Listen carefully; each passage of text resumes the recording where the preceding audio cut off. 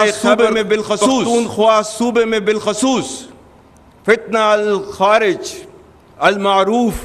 تحریک طالبان پاکستان کی ریاست اور شریعت مخالف کارروائیوں کی وجہ سے دہشت گردی کے فتنہ نے دوبارہ سر اٹھایا ہے، جس کی سرکوبی کے لیے افواج پاکستان اور تمام قانون نافذ کرنے والے ادارے ہمہ وقت برسر پیکار ہیں۔ اسی فتنہ کے بارے میں چند دن پہلے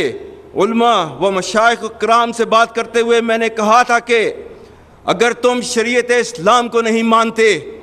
آئین پاکستان کو نہیں مانتے، تو ہم بھی تمہیں پاکستانی نہیں مانتے۔ دہشت گردی کے خلاف جنگ میں خاص طور پر ہمارے پختون بھائیوں نے جرأت، ایثار اور قربانیوں کی جو لازوال داستان رقم کی ہے، اس پر پوری قوم انہیں سلام پیش کرتی ہے۔ اور جس طرح فساد فی الارض کو پھیلانے والی طاغوتی قوتوں کے سامنے افواج پاکستان بشمول تمام قانون نافذ کرنے والے اداروں کے شانہ بشانہ خیبر پختونخوا کے عوام ایک سیسا پلائی ہوئی دیوار کی مانند پچھلے 22 سال سے کھڑے ہیں، اس کے لیے پوری پاکستانی قوم آپ کی مرہون احسان ہے۔ میں پاکستان اور بالخصوص خیبر پختونخوا کی غیور عوام کو اللہ کے احکامات کی روشنی میں یقین دلاتا ہوں کہ آپ فساد فی الارض کے خلاف جنگ لڑ رہے ہیں، جس میں اللہ کے وعدوں کے مطابق فتح انشاءاللہ ہماری ہوگی۔ قرآن میں سورہ مائدہ کی آیت نمبر 33 میں اللہ تعالیٰ نے فرمایا ہے، انما جزاء الذین یحاربون اللہ ورسولہ ویسعون فی الارض فسادا ان یقتلوا او یصلبوا او تقطع ایدیہم وارجلہم من خلاف او ينفوا من الارض ذلك لهم خزي في الدنيا ولهم في الآخرة عذاب عظیم۔ اور اس کا ترجمہ ہے، بے شک جو لوگ اللہ اور اس کے رسول سے جنگ کرتے ہیں اور زمین میں فساد انگیزی کرتے ہیں، ان کی سزا یہی ہے کہ وہ قتل کر دیے جائیں یا سولی چڑھا دیے جائیں یا کاٹ دیے جائیں ان کے ہاتھ اور پاؤں مخالف سمتوں سے، یا نکال دیے جائیں وہ اپنے ملک سے۔ یہ ان کے لیے رسوائی ہے دنیا میں، اور ان کے لیے آخرت میں عذاب عظیم ہے۔ اور سورہ مائدہ کی آیت 56 میں اللہ تعالیٰ فرماتا ہے، اور یہ جنگ جو اس کے راستے میں لڑ رہے ہوتے ہیں ان کو فتح کی نوید دیتا ہے، فَإِنَّ حِزْبَ اللَّهِ هُمُ الْغَالِبُونَ، بے شک اللہ کی جماعت ہی غالب رہے گی۔ اور سورہ آل عمران آیت نمبر 139 140 جس میں اللہ تعالیٰ نے نہ صرف فتح کے بارے میں بتایا ہے، یہ بھی کہا ہے کہ مایوسی نہیں دکھانی اس جنگ کے اندر۔ اللہ تعالیٰ نے فرمایا ہے، وَلَا تَهِنُوا وَلَا تَحْزَنُوا وَأَنْتُمُ الْأَعْلَوْنَ إِن كُنتُم مُؤْمِنِينَ إِن يَمْسَسْكُمْ قَرْحٌ فَقَدْ مَسَّ الْقَوْمَ قَرْحٌ مِثْلُهُ وَتِلْكَ الْأَيَّامُ نُدَاوِلُهَا بَيْنَ النَّاسِ۔ اور اس کا ترجمہ ہے، اور کمزور نہ پڑو اور غم نہ کرو، تم ہی غالب ہوگے اگر تم مومن ہو۔ اگر تمہیں زخم لگے ہیں تو تمہارے مخالف بھی تو ایسے ہی زخمی ہوئے ہیں۔ ہم دنوں کو لوگوں کے درمیان بدلتے رہتے ہیں۔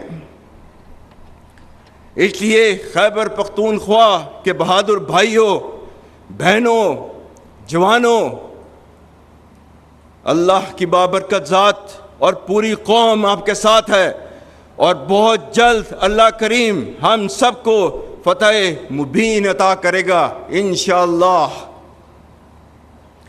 یہاں پر میں صوبہ بلوچستان کا ذکر کرنا بھی لازم سمجھتا ہوں، جو نہ صرف بہادر اور حب الوطن لوگوں کا مسکن ہے بلکہ قدرتی وسائل سے مالا مال ہے۔ تاہم چند عناصر جو اسے غیر مستحکم کرنے کے در پہ ہیں، ان کو جان لینا چاہیے کہ پاکستان کو کمزور کرنے کی اجازت کبھی نہیں دی جائے گی، اور پاک فوج حکومت پاکستان اور حکومت بلوچستان کے تعاون سے اس صوبے اور اس کی غیور عوام کی سالمیت اور فلاح و بہبود کے لیے اپنا کلیدی کردار ادا کرتی رہے گی۔ خواتین و حضرات، افغانستان ہمارا برادر ہمسایہ اسلامی ملک ہے،